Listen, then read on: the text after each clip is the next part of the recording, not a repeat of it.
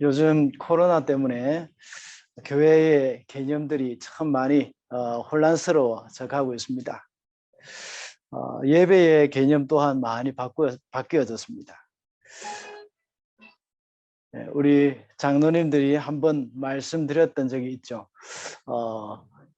우리가 하나님께 예배 드리는 그 온라인이나 또 오프라인의 그런 개념이 없다는 겁니다. 그런 말이 없고 그냥 예배입니다. 온라인 예배도 아니고 오프라인 예배도 아니고 그냥 예배라는 겁니다. 그러다가 어쩌다가 이렇게 코로나가 2년 가까이 하다 보니까 그 사이에 예배가 이렇게 변해가고 있었습니다. 물론 코로나 전에도 사이버 혹은 이렇게 전자교회라는 이런 말도 있긴 있었습니다. 그리고 방송 예배 이런 것도 있었고, 그뿐만 아니라 미국 같은 곳에서는 TV로 이렇게 설교를 듣고 바로 ARS로 이렇게 입금하고 헌금하는 그런 부분도 많이 있었습니다. 그러다가 코로나 시대가 되어서 온라인 예배, 오프라인 예배 또는 대면 예배, 비대면 예배, 또 현장 예배 이런 용어들이 많이 생겨났던 것이죠. 이런 예배에 대해서 신학적인 정의도 미처 이렇게 정립이 되기 전에, 신학적인 정립도 되기 전에 이미 전 세계에 다 이런 예배가 이루어져 가고 있었던 것입니다. 우리는 이런 새로운 물결에 대해서 항상 양극단을 조심해야 합니다. 한쪽 극단은 이제 현장 예배, 이것은 더 이상 의미가 없고, 이 교회당 건물도 이제 더 이상 필요 없다 하는 그런 입장이 있는 그런 교회도 있습니다. 그래서 코로나 초기에는 한국의 어떤 교회는 자기가 우리 교회 건물을 빌리고 있던 그런 전세 이런 거 다 빼가지고 성도들에게 다 나누어주는 그런 교회도 있다는 말을 들었습니다. 또 다른 극단은 코로나 전염병 위험을 무릅쓰고 끝까지 현장 예배를 고수하는 것도 역시 조심해야 될 부분이기도 합니다. 주일 공예배는 원칙적으로 온 교회 공동체가 함께 모여서 들어야 하는 그런 부분들입니다. 그러나 이것으로 인해서 우리 이웃에게 피해를 주거나 사회적으로 덕을 끼치지 못할 때에는 모이는 것을 중단해야 할 필요도 있습니다. 과거의 패스트 역병으로 인해서 이 로마 가톨릭은 이 하나님이 보호하신다 하는 그런 생각을 가지고 끝까지 모임을 고수했던 적이 있습니다. 그러다가 결국은 온 유럽에 수많은 역병으로 인해서 수많은 사람들이 목숨을 잃게 되는 그런 일들이 있었습니다. 이것은 신앙이 아니라 미신이라고 할 수 있습니다. 그런가 하면 지나치게 이것을 두려워해서 숨어 지내거나 또 마땅히 해야 할 활동을 하지 못하는 것 역시 불신앙의 한 단면이라고 할 수가 있습니다. 이럴 때일수록 그리스도인은 사회의 빛과 소금이 되어서 어려움을 당한 사람들을 돌보는 일에 적극적으로 힘을 써야 합니다.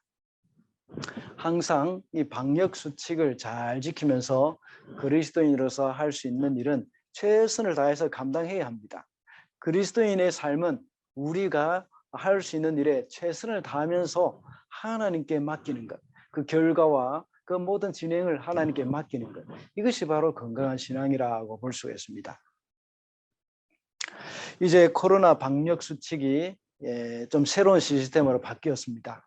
그전에는 4단계, 1단계부터 4단계까지의 그런 경계령이 있었지만 이제는 신호등 시스템으로 이렇게 3단계로 빨간불, 오렌지색, 그리고 또 초록불 이렇게 바뀌어져 갑니다. 우리는 하나님의 말씀에 위배되지 않는 한 국가에서 이렇게 주어진 그 법에 따라서 최선을 다해서 하나님을 섬기고 또 국가의 정책에 따르면 되는 겁니다. 여기에 대해서 너무 두려워할 필요도 없고 또 너무 오만한 태도로 활보하면서 다닐 필요도 없습니다. 항상 겸손하고 규모 있는 생활을 하는 것이 바로 그리스도인의 태도가 되어야 하는 겁니다. 이와 같이 초대교회 당시에도 두려움 때문에 침륜에 빠져서 신앙을 잃어버린 사람들이 있었습니다. 그 중에 유대인 출신의 그리스도인들, 그런 사람들이 있었습니다. 유대인이면서 그리스도인으로 개종한 사람들이 많이 있었습니다. 그때는 이런 전염병이 아니라 핍박 때문에 참 많은 두려움이 있었습니다. 초대 교회는 기본적으로 그리스도인들이 많은 핍박을 받았습니다. 유대인들 중에서도 역시 개종해서 그리스도인이 된 사람은 많은 핍박을 받고 어려움을 당하게 됐습니다. 그들은 유대인 공동체에서 왕따를 당했습니다. 쫓겨났습니다. 출교를 당했다 하는 그런 표현을 쓰죠. 그리고 또한 이런 사람들은 만약 거린 같은 경우에는 이 사람들 앞에 동양도 할 수 없도록 되어 있습니다. 또 이 개종한 사람들이 동양을 요청할 때에 주면 안 되는 겁니다. 이렇게 철저하게 유대 사회로부터 외면을 당하고 또 출교를 당하는 그런 어려움이 유대인들에게는 있었습니다. 그러다 보니 유대인들 중에서 그리스도인들은 생각하기를 기독교나 유대교나 똑같은 하나님을 믿는데 다른 것이 무엇이냐 하는 생각을 갖고 있었습니다. 괜히 같은 하나님을 믿으면서 이렇게 내가 핍박을 받아야 된다니 하는 그런 생각을 가지고 이제 믿음의 회의를 가진 사람들이 생기게 되어졌습니다. 그래서 유대인들 중에 많은 그리스도인들이 기독교 신앙을 버리고 유대교로 돌아가 버렸던 겁니다. 그들은 더 이상 주일 예배도 나오지 않고 토요일 안식일을 지키게 되었습니다. 그들은 교회 공동체를 떠나버렸습니다. 히브리서가 기록된 이유가 바로 이것 때문입니다. 나중에 새벽기도 때나 뭐 다른 예배 시간을 통해서 히브리서를 처음부터 끝까지 한번 강해를 할 수 있는 기회가 있을 줄로 믿습니다. 그때에 우리가 말씀을 읽거나 묵상하거나 이렇게 할 때에 이 히브리서의 배경을 잘 생각하고 그 배경에 맞춰서 성경을 쭉 읽다 보면 굉장히 히브리서가 잘 이해가 될 것입니다. 히브리서는 한마디로 유대교에 대한 기독교의 우월성, 이것을 말씀하고 있는 겁니다.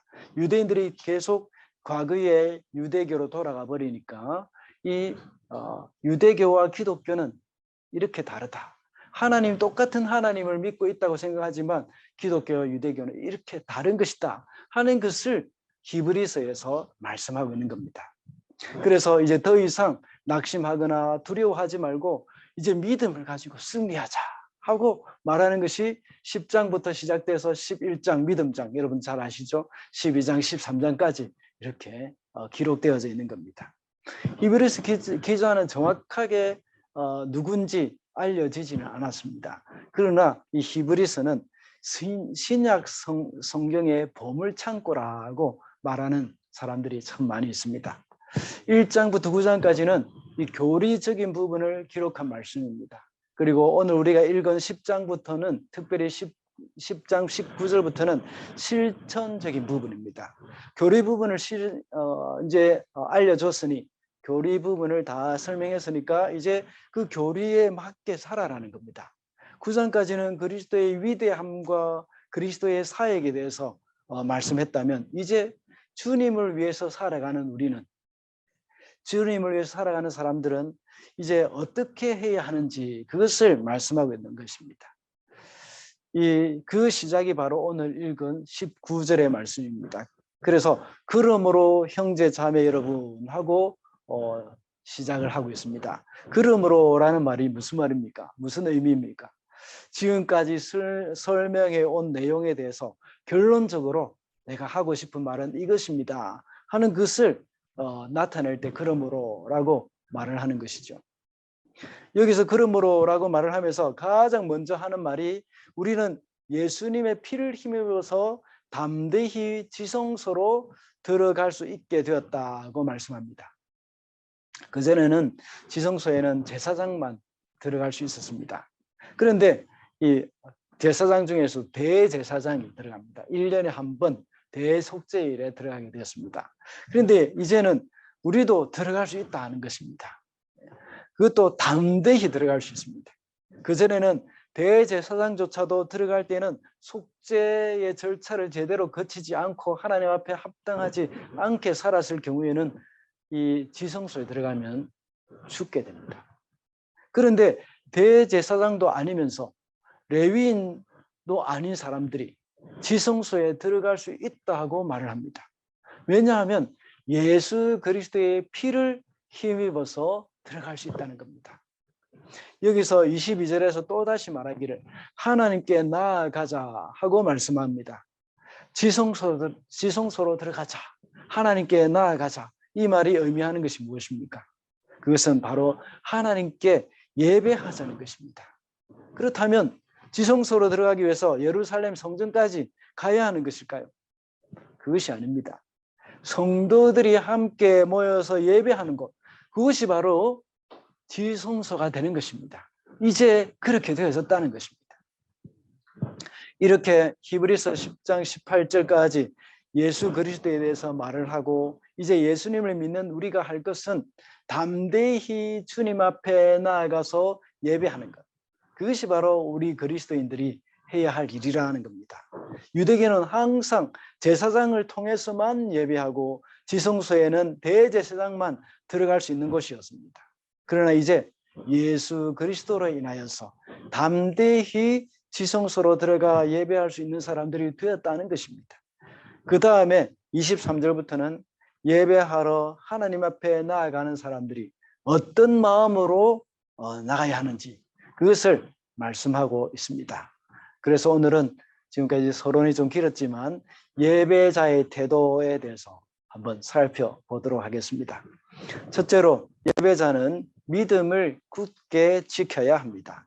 23절입니다.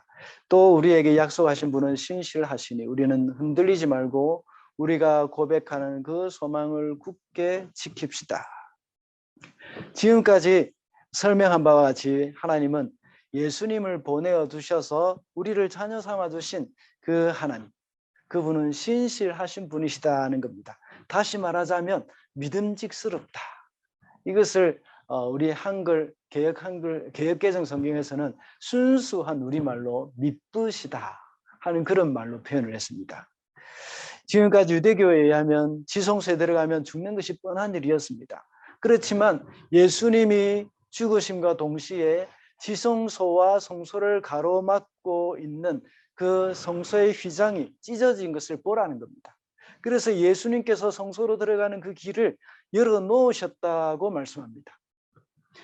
그러니 이제 흔들리지 말라는 겁니다. 그리고 너희들 유대교에서 기독교로 개종할 때 고백한 그 믿음을 굳게 잡으라 하고 말합니다.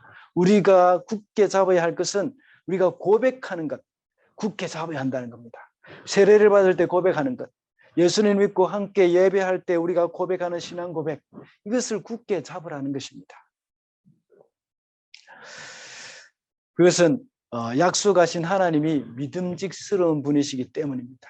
우리가 고백하는 것은 하나님이 약속하신 그 약속을 내가 믿는다는 겁니다. 우리가 하나님을 믿는다고 할 때에 그 하나님의 약속의 말씀, 하나님이 약속하신 그 말씀을 믿는다는 그런 말이죠. 전에 그들이 유대교에 있을 때에 율법의 행위로 하나님께 나아가는 그런 제사를 드렸습니다. 그래서 의롭게 된다고 했습니다. 그러나 그래서 의롭게 된다고 생각했지만 이제 하나님께 나아가는 것은 율법의 행위가 아니라 믿음이라는 겁니다. 하나님의 약속의 말씀대로 그리스도를 보내주셨으니 그 약속의 말씀을 믿고 하나님께 예배하면 된다는 것입니다. 히브리서 9장까지 계속해서 말씀을 하고 있는 것과 같이 더 이상 송아지나 짐승의 피, 양의 피가 아닌 그리스도의 그 피로 말미암아 구원을 받았다는 그 믿음으로 나아가라는 그 말씀입니다. 그래서 약속의 말씀을 굳게 믿고 우리가 하나님의 보좌에 나아가서 드리는 그 예배를 하나님께서는 그것을 받으시고 그것을 통해서 기뻐하신다 하는 것입니다. 여러분이 매주일마다 드리는 예배가 왜 중요하겠습니까?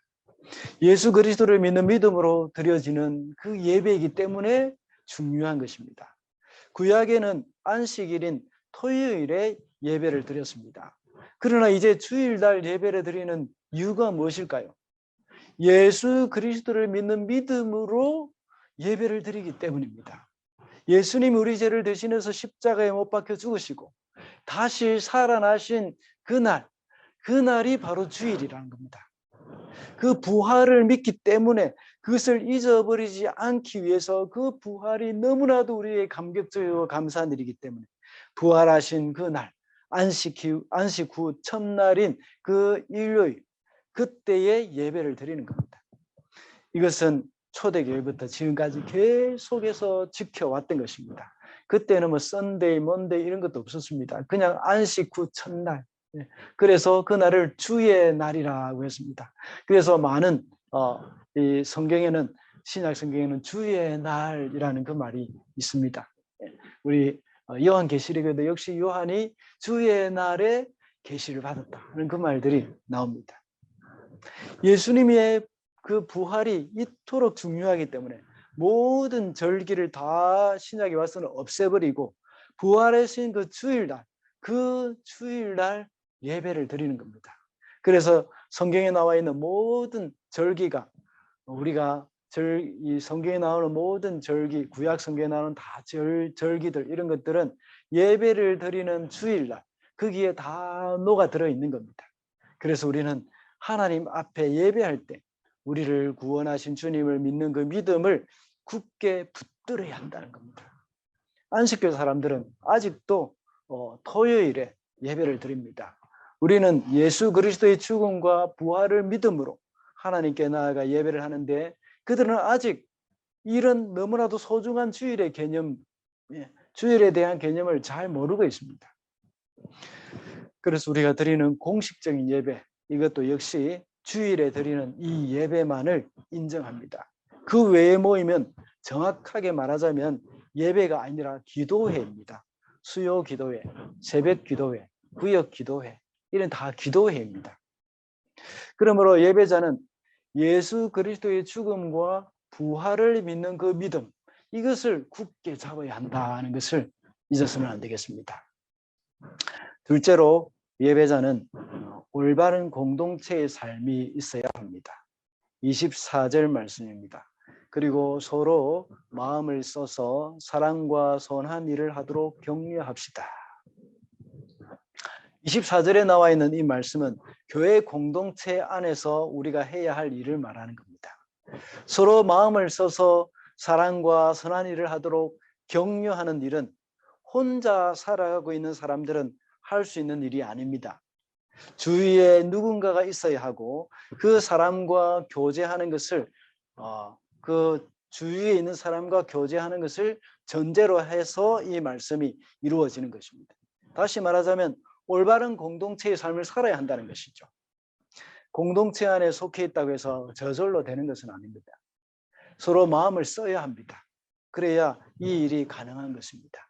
같은 이웃이라고 마음을 쓰지 않으면 옆집에 누가 있는지도 알 수 없습니다. 누가 살고 있는지도 잘 모릅니다.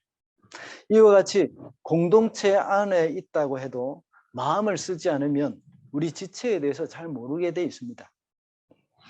올바른 공동체의 삶은 마음을 쓰는 것부터 시작이 됩니다. 지난번에 소천하신 우리 김경희 목사님의 유족을 돕기 위해서 헌금을 했는데, 참 여러분들이 그토록 마음을 써주신 것 정말 크게 감동받았습니다. 여러분의 그 헌신에 대해서 우리 장로님들과 이야기할 때도 참 자꾸만 목이 메었습니다. 다시 한번 참 감사드리고 하나님께 참 영광을 돌려드립니다. 이것이 우리 모두가 한 공동체라는 것을 우리가 인식하기 때문입니다. 우리는 혼자서는 살 수 없습니다. 요즘 코로나 이후로 가난한 성도라고 해서 교회 안 가는 신자들이 더 많아졌습니다. 혼자서 온라인으로 예배를 해도 되겠다는 생각이 들기 때문입니다. 물론 그중에 교회에 대한 실망감 때문에 그전부터 가난한 성도들이 많이 있긴 있었습니다. 지금도 역시 교회에 대한 실망감 때문에 교회 안 나가는 성도들 많이 있을 겁니다. 그러나 제가 한번 말씀드린 적이 있습니다. 다른 사람의 잘못을 핑계 삼아서 자신의 타락의 기회로 삼아서는 안 된다는 겁니다. 다른 사람의 실수나 죄를 핑계 삼아서 하나님을 떠나고 교회를 떠나는 기회로 삼으면 안 된다는 것이죠.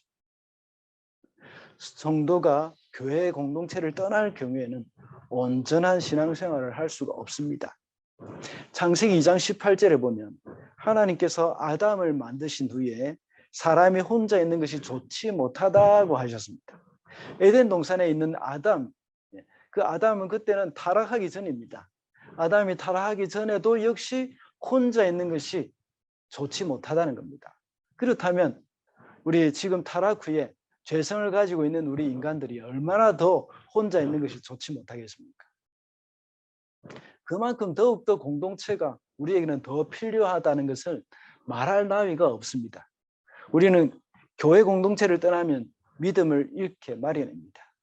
히브리서의 수신자인 유대인들 중에 이 핍박받는 그 일 때문에 교회 공동체를 떠난 사람들이 참 많았습니다. 그래서 유대교로 돌아가서 그래도 나는 하나님을 믿으니 괜찮다 하는 그런 생각을 했을 것입니다. 오늘날 가나안 성도들 교회 떠나도 나는 하나님을 믿으니 괜찮다 하는 그런 생각 당연히 할 수도 있습니다. 그러나 히브리서 기자는 하나님을 믿는 자들이 서로 마음을 써서 사랑과 선한 일을 격려하라고 말씀하고 있습니다. 오늘날 가나안 성도들도 마찬가지입니다. 오늘날 사람들이 교회를 떠나는 이유는 초대교회 당시 유대인들과는 조금 다릅니다. 교회 공동체를 떠나는 그 행동은 그러나 같습니다. 가나안 성도들, 다시 말하자면 교회 안 나가겠다고 하는 사람들은 혼자서 신앙생활을 잘 할 것이라고 생각을 합니다. 그러나 그것은 착각입니다. 신앙생활은 언제나 올바른 공동체 안에서 이루어질 때에 건강하고 성숙하게 되어집니다. 참된 신앙은 함께 세워져 가야 하기 때문입니다. 그래서 서로에 대해서 깊은 관심을 가지고 사랑하면서 하나님을 위한 선한 일을 할 수 있도록 서로 독려를 하는 것입니다. 서로 독려를 하고 서로 격려하고 이렇게 하자 하면서 서로 이야기를 나누면서 신앙을 나눌 때 오늘처럼 우리 집사님이 간증하신 것처럼 또 간증을 나누면서 우리는 신앙이 점점 더 뜨거워지고 자라나게 되어지는 겁니다. 요즘 젊은 세대의 취향은 온라인상에서 하는 교제에 더 익숙해져 있습니다. 그래서 온라인상에서 만나서 교제를 하고 대화를 합니다. 그러나 이것이 과연 올바른 공동체의 삶이 될 수 있을까요? 물론 우리는 단순한 온라인 차원을 넘어서 요즘은 메타버스라고 해서 가상세계에서의 삶이 나온다고 합니다. 이것은 메타버스로 가능하다고 하더라도 이것이 실제가 아니라 말 그대로 가상현실입니다. 진정한 공동체의 삶은 가정과 같은 것입니다. 그래서 교회를 가리켜 하나님의 가족이라고 말하지 않습니까? 온라인으로 결혼 생활이 이루어지지 않습니다. 온라인으로 결혼하고 온라인으로 부부 생활하고 온라인으로 아기를 임신하고 온라인으로 아기를 낳는 일이 없습니다. 교회도 역시 온라인으로 온전한 교회 공동체를 이룰 수가 없습니다. 온라인으로 가족 생활을 할 수 없는 것처럼 온라인으로 온전한 바른 교회 공동체의 삶이 이루어지지 않는다는 것입니다. 개인적인 취향이나 개인의 의사를 존중하는 것은 아주 좋은 일입니다. 그렇다고 해서 공동체의 삶까지도 소홀히 해서는 안 됩니다. 서로 돕고 의지하는 것이 바로 교회이며 예배 공동체라는 것을 잊지 말아야 하겠습니다. 마지막으로 예배자는 모이기를 힘써야 합니다. 25절입니다. 어떤 사람들의 습관처럼 우리는 모이기를 그만하지 말고 서로 격려하여 그 날이 가까워 오는 것을 볼수록 더욱 힘써 모입시다. 초대교회 당시의 히브리서의 수신자인 유대인들 중에는 여러 가지 핍박을 인해서 모이는 것을 꺼려했습니다. 때로는 모여서 예배를 할 경우에는 큰 어려움을 당할 때도 있었습니다. 그래서 사람들 중에는 모임을 없애려고 하는 사람도 있었습니다. 오히려 오늘 본문의 19절부터 22절에서 지성소로 나아가고 하나님께 나아가는 사람들은 예배를 하는 그 사람들로서 함께 모여서 나아가야 한다는 것을 말씀하고 있는 것입니다. 그럼에도 불구하고 많은 사람들은 모이지 않고 모이지 않는 것이 습관이 되어버렸다고 말씀합니다. 요즘도 사람들이 온라인으로 예배를 드리면서 집에서 혼자 예배를 드리다 보니 거기에 너무 젖어버렸습니다.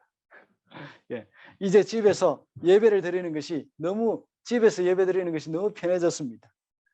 이렇게 3개월 이상을 이렇게 지내다 보니까 애서 준비를 해서 주일날 예배를 드리러 모이는 것이 정말 귀찮아지기 시작한 것입니다. 히브리서 수신자들과 같이 모이지 않는 것이 습관이 되어버렸습니다. 그래서 조금만 힘든 일이 생기거나 다른 일이 생기면 예배에 나아가는 것이 우선순위에서 밀려나버리고 마는 겁니다. 온라인으로 때우는 예배가 되어버렸습니다. 예배를 안 드리려고 하니 찝찝하고 이제 온라인 예배가 생겨서 우리의 신앙의 양심을 만족시켜 주고 있는 겁니다. 그러나 그것은 올바른 신앙이 아니며 올바른 예배가 아닙니다. 예수님께서 말씀하시기를 두세 사람이 내 이름으로 모인 곳에 내가 그들 중에 있느니라 하고 말씀하고 있습니다. 우리가 함께 모여서 예배하는 것이 그렇게 중요하다는 것을 말씀하는 것입니다. 신약에 와서 신약 성경에 와서 예수님을 믿는 성도들은 모두가 다 제사장이라고 했습니다. 그래서 구약의 제사장의 도움이 없이도 혼자서 하나님께 나아갈 수가 있습니다.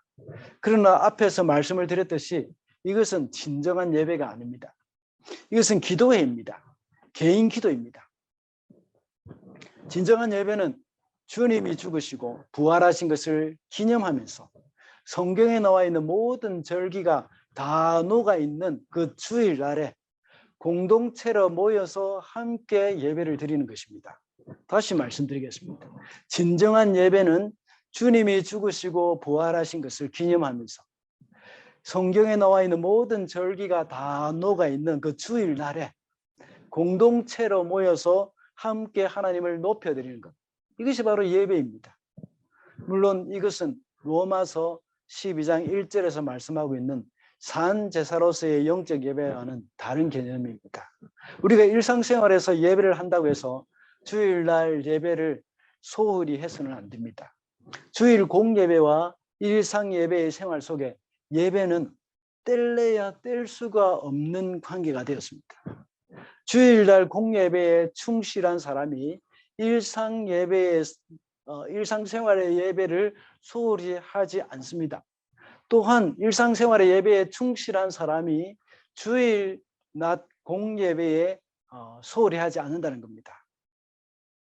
우리의 일상생활의 예배에 성공하느냐 못하느냐는 주일 예배의 성공 여부에 달려있고 또 주일 예배에 성공하느냐 못하느냐는 우리의 일상 예배의 성공 여부를 판가름내는 그러한 중요한 것이라는 것을 기억해야 합니다. 우리는 지금까지 개인 예배 또 새벽 예배, 수요 예배 모든 것에 예배를 다 붙이다 보니까 주일 예배에 대한 개념도 너무나도 없어져 버립니다. 정확하게 말하자면 많은 사람들은 예배 이렇게 말을 붙임으로 말미암아서 이 모이는 것을 많이 강조를 합니다. 그러나 거꾸로 말하자면 그렇게 하다 보니까 너무나도 많은 예배 때문에 예배에 대한 개념이 자꾸 없어져 가고 있습니다. 주일 공예배 이것이 하나님 앞에 우리가 드리는 공식적 예배 유일한 것이라는 것 우리는 기억해야 합니다. 그 외에는 다 기도회입니다. 여러 가지 사회적인 상황이나 개인적인 성향으로 인해서 계속해서 모이기가 쉽지 않은 시대가 오고 있습니다. 그러나 모이기가 어려운 것은 예나 지금이나 동일합니다. 과거에는 핍박을 인하여서 모이기가 어려웠습니다. 그러나 뉴질랜드나 한국 상황에서는 핍박으로 인하여서 모이지 못하는 일은 없습니다. 물론 방역 수칙 때문에 모이지 못할 수도 있습니다. 그러나 그것보다 더 위험한 것은 무엇인가 하면 개인적인 성향이나 취미생활, 기타 다른 중요한 일들 때문에 예배의 우선순위가 밀려나가는 것. 이것이 더 심각한 문제이고 위험한 것입니다. 사단은 전략을 바꿨습니다.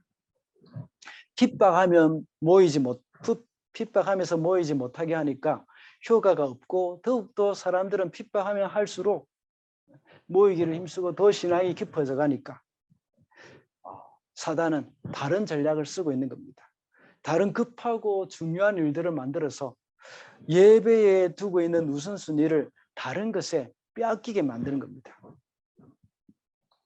그래서 예배자인 우리가 해야 할 일은 모이기를 힘써야 하는 것입니다. 과거 초대교회 히브리서 수신자인 유대인들은 핍박 때문에 모임을 포기하였습니다. 그래서 히브리서 기자는 모이기를 힘써라 하고 말하고 있습니다.